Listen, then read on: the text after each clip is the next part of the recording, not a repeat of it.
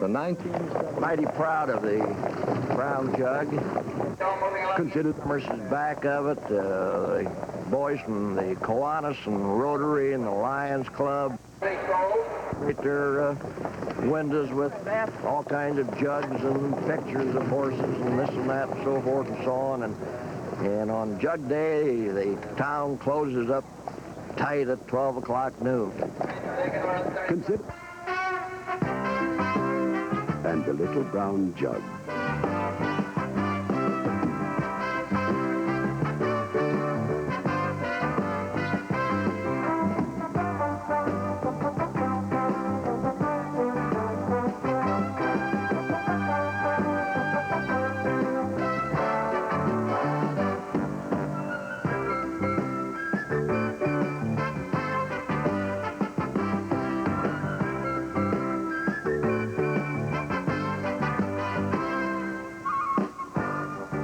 The Little Brown Jug is a classic race for purebred pacing horses. On a 56-1. A national seasons record, a world's record, and a record for the Little Brown Jug. Theoretically, any horse can pace. But only the descendants of this stallion can execute the gait cleanly and fast for miles on end. This is Hambletonian, a foal of 1849. Like Washington, Hambletonian fathered a new nation. And like Lincoln, well, he sort of looked like Lincoln. It didn't hurt his social life, though. By the time he died at age 27, Hambletonian had 1,331 children. At first, they were known for their trot, that is, their diagonal gait.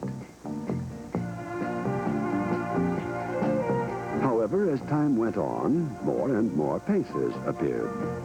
The pace is a lateral gait, left front and rear, then right front and rear. To the contemporary eye, the distinction seems subtle. But in the mid-19th century, this was a most unfashionable way of going. No gentleman drives a pacer, declared Robert Bonner, publisher of the New York Ledger. But soon the Ledger folded, and the pace became the more popular gait. Much of the prejudice against pacers was dispelled by one horse. Ladies and gentlemen, Dan Patch. Between 1900 and 1902, Dan Patch entered 56 races. He won all of them. Then he went into show business. Dan's act was the race against time, and he performed it across America until he was 13 years old. The 2-minute mile meant little to Dan. He achieved it on at least 30 occasions, and once, during an appearance in Lexington, Kentucky, he lowered the world record to 1 minute, 55 1/4 seconds. A mark that would stand for more than 30 years. Had People magazine existed in those horse-drawn days, Dan Patch, for all his legs, would have made the cover. Yet 30 years later, there was still no one great pace, a fact that was not lost on Joe Neville, a Delaware, Ohio lawyer, and Hank Thompson, publisher of the town's Gazette, as they went about resurrecting the ancient Delaware County Fair. We went along for a couple of years without a real big feature race. And we decided that if we were going to hold our program together, that we needed a feature race.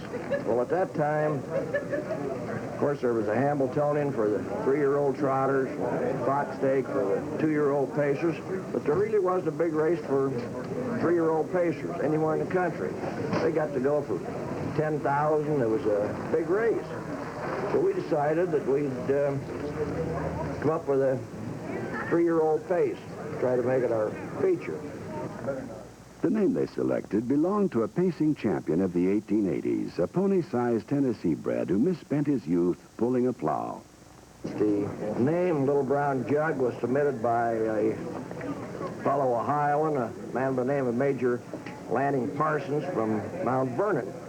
And he had another good idea along with it. He says, well, you got a theme song. It was like my old Kentucky home, for the Kentucky Derby. He says, you got the Little Brown Jug. And the name kind of immediately just went over bang. The first jug was raced in 1946 for a purse of $35,000. The winner, after 4 grueling heats, was Ensign Hanover. The winning driver, Curly Smart, also happened to be the track superintendent. Smart won again in 1952 with Meadow Rice, but it wasn't until '65 that he performed what local folks call the Miracle of Delaware. As Jug Day dawned, the track looked like this. It was just too miserable for horses, and here I am wet clear to my fanny now, you know. But that afternoon, after Smart, the groundskeeper, worked his magic, Brett Hanover won the race in world record time, kicking up dust as he went. They're not going to catch Brett Hanover. He has 2.5 lengths on Tuxedo as they come to the wire. It is Brett Hanover. That's Smart, the driver, finishing second. Curly's hat changing says something about the jug and harness racing in general. This is a sport of great majesty, but it is not a sport of kings.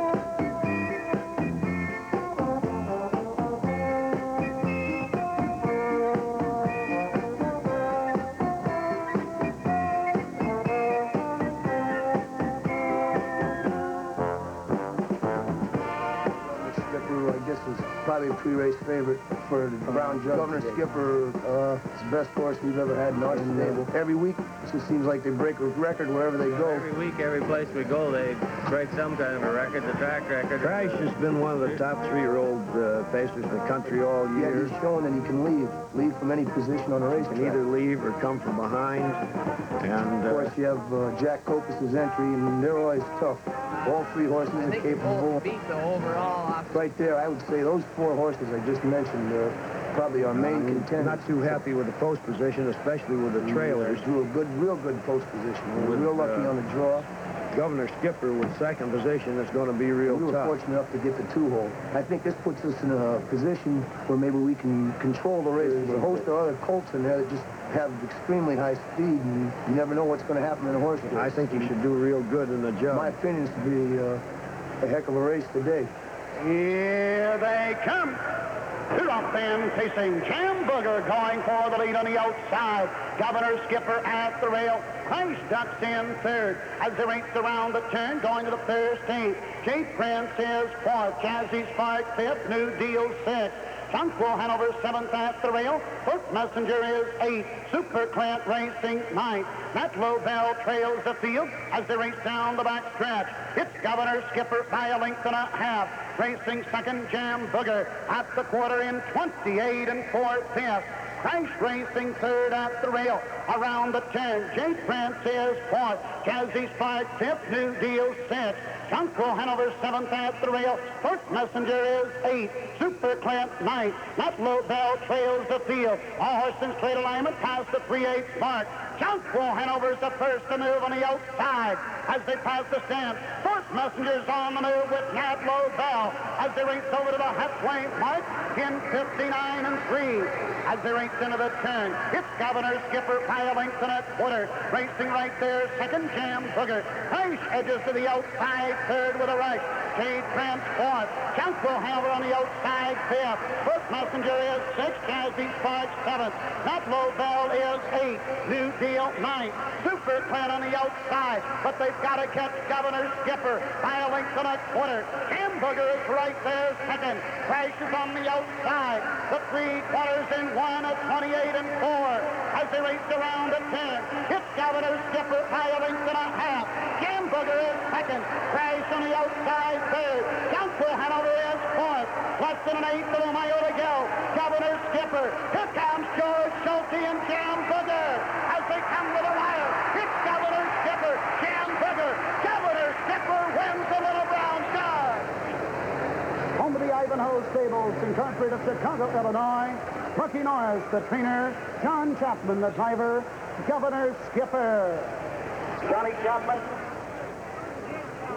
there was a story this morning on the wire service. You tell us how bad it was. A 2-inch splitter was removed from the gum of Governor Skipper today, clouding the status of a favorite in the Little Brown Jug. Well, he had a little problem this morning, but like a great horse that he is, he overcame it. Scott, what do you think of your horse, Governor Skipper? Best. No doubt about it. Governor Skipper, the best.